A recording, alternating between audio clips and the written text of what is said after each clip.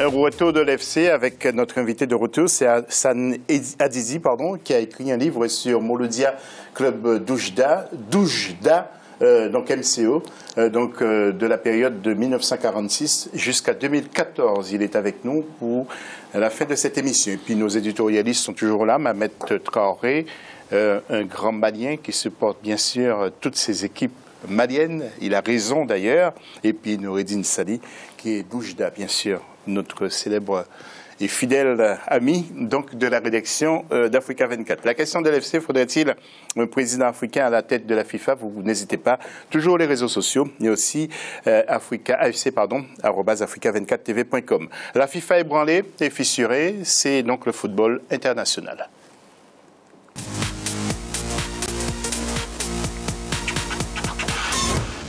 Et on remet en cause l'attribution du mondial donc à la Russie et au Qatar, 2018 pour la Russie et 2022 pour le Qatar. Alors, Noureddine, que pensez-vous de ça? Il y a certaines voix qui montent de plus en plus.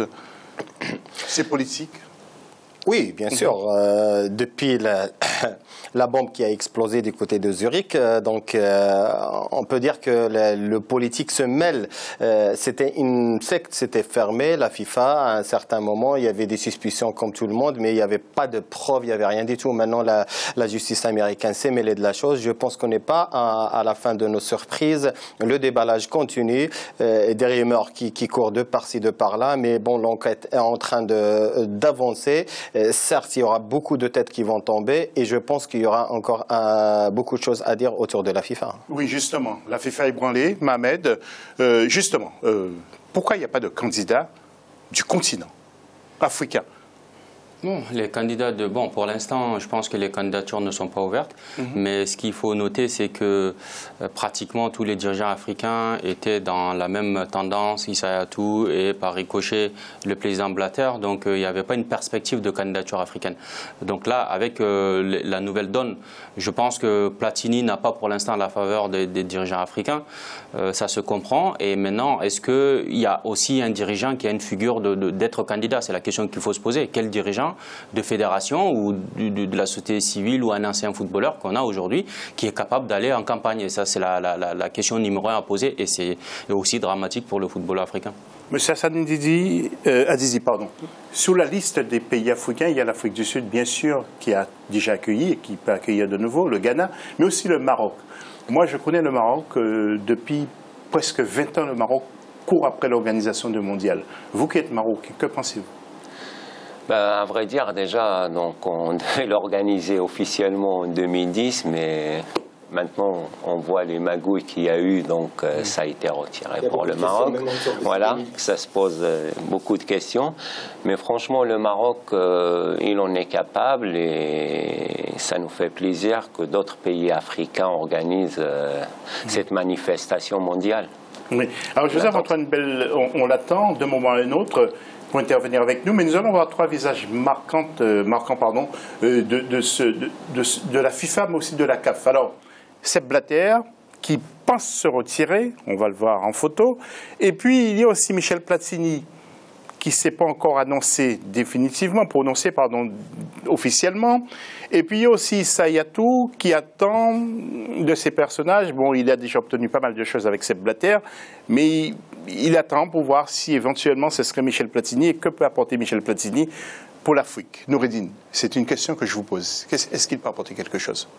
Pour l'instant, vous savez, la question de la succession ne se pose pas pour l'instant parce que déjà le fait que M.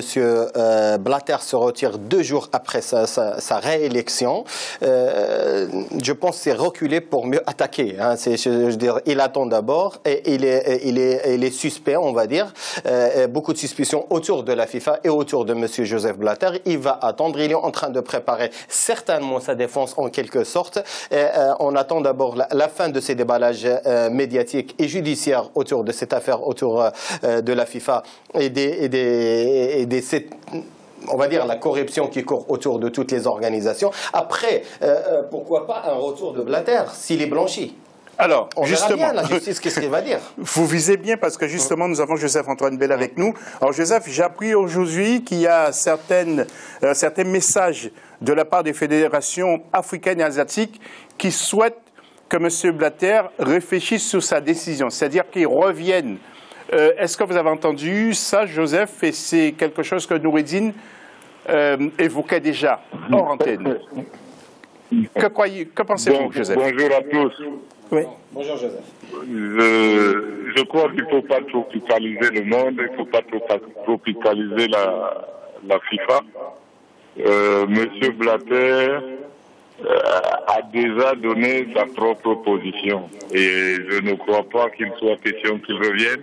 Il faudrait que ceux qui disent ça réfléchissent un peu. Les conditions qui ont amené Blatter à dire qu'il s'en irait n'ont pas changé. Elles ne risquent que de s'aggraver.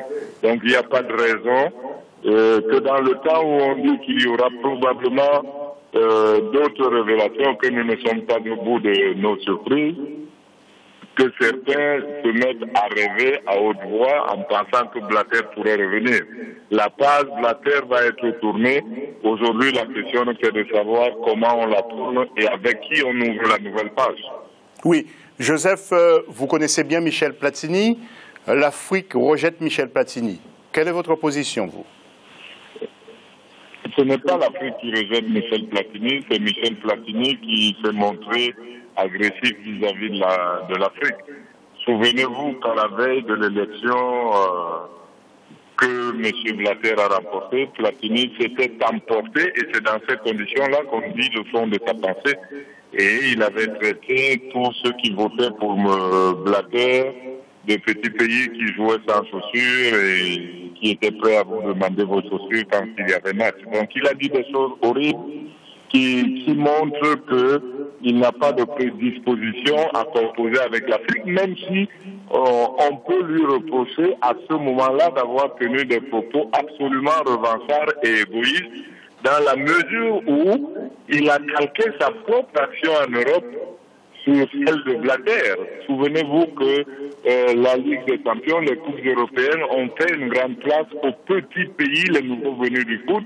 Et donc en Europe, Platini s'est tenté de ne pas faire que du football de risque et de penser aux petits pays.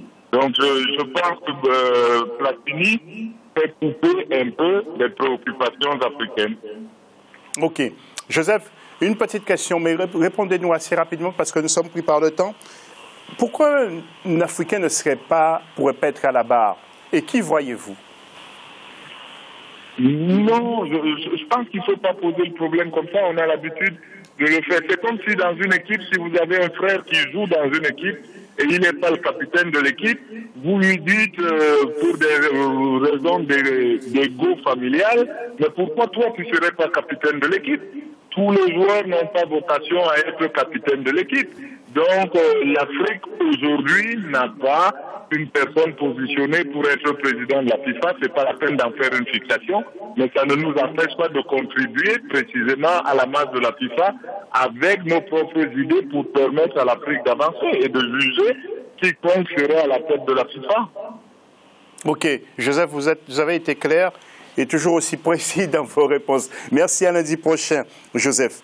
Antoine Bell. Nous allons jeter un coup d'œil rapide sur le championnat de la Turquie pour voir bien que ce sont toujours les mêmes qui dominent un peu comme partout dans le monde. Galatasaray, le classement donc de ce championnat avec Fenerbahçe, Beşiktaş, Istanbul et Trabzonspor dans quelques instants. Et puis je vais demander au plateau d'intervenir rapidement sur ce championnat turc. Nouri, c'est un championnat que vous suivez, vous? Oui, bien sûr. C'est un championnat qui est, on va dire, émergent ces dernières années. On trouve les grosses cylindrées de ce pays-là, Fenerbahçe, Galatasaray et d'autres qui s'illustrent sur l'aspect continental en Europe, même si ces dernières années. Mais on voit l'afflux de grands joueurs qui sont succédés dans ce pays-là, Schneider et j'en passe. Ça veut dire qu'il y a de la qualité dans ce pays-là. Et je pense que même l'équipe nationale, elle est toujours de valeur dans ce pays-là et il représente très bien son pays dans les manifestations internationales. international. Avant de retrouver Hassan Hadidi, moi, Mohamed, je sais que vous suivez de près d'infos dans tous les pays. Il y a beaucoup d'argent dans ce championnat turc. Et qui finance? Oui, parce que l'industrie, l'économie turque est en très très bonne santé. Donc bien évidemment, on investit dans le sport. Le marketing sportif est très développé. Ça fait des années, DJ Okocha a commencé là-bas. Ça fait des années, ils investissent. Et surtout, ce qu'il faut noter ces derniers temps, il y a beaucoup de joueurs africains qui y vont. Parce que justement, ils proposent des salaires beaucoup plus intéressants que la France ou des pays comme la Belgique, par exemple. Donc, vous avez les Didier Drogba sont allés faire des tours. Il y a beaucoup de joueurs maliens, sénégalais, Dembaba, le meilleur buteur en Europe de l'Afrique, joue là-bas. Donc, c'est vraiment d'abord parce que du moment que vous avez l'argent, vous pouvez ramener les talents à vous. Et c'est ce qui se passe en Turquie, en fait. Voilà. Et puis ce livre-là, vraiment, pour qui vous ce livre, je sais qu'on ne voit pas le vert, mais peut-être si on a la possibilité, c'est le livre d'Hassan. Oui, Hassan Hadidi. Hassan, qu'est-ce que vous voulez vous dire encore de ce livre que vous avez fait avec votre frère, M. Ahmed Hadidi? Moi, tout ce que je peux dire sur ce livre, c'est que c'est un livre qu'on a fait à but non lucratif, donc avec le prix coûtant que ça se vend, donc aux gens, et ça va les servir aux clubs, aux Marocains, aux Africains, à tout le monde. Et j'espère que... Et comment faire pour l'avoir? Parce que sur Internet, apparemment, il n'y a pas... Non, pas encore. Donc là, ça a été mis en vente uniquement au Maroc. Voilà. Merci d'avoir la gentillesse d'être venu nous voir avec grâce à M. Noureddine Sali. Oui. Et puis la question, les réponses, justement, en cas de départ définitif de Sepp Blatter à la tête de la FIFA, y aura-t-il des conséquences pour le football africain? Eh bien, Mamadou Diaye nous répond, il y aura bien sûr des conséquences sur le football africain, c'est ce qu'il dit. Il y a Richard Ebelamou aussi qui nous répond que la CAF doit tout faire pour éviter que Platini soit à la tête de la FIFA. Donc vous voyez la première réponse, la deuxième peut-être va apparaître dans quelques instants, et c'est de M. Richard Ebelamou. Et puis la troisième réponse, c'est Bema Ban qui nous dit, ou Bané pardon, qui nous dit, quand on entend les propos de Platini concernant le foot africain, il a peur. A-t-il raison? On ne sait pas. En tout cas, c'est lui qui le dit. Merci de nous avoir suivis. Merci à Mohamed, merci à Noureddine, et merci à M. Hassan Hadidi, et merci à tous ceux qui sont passés pour parler de football africain, notamment donc Ludivine et Eric Akoun. Dans quelques instants, d'autres infos sur Africa 24, et on vous retrouve lundi prochain. Salut.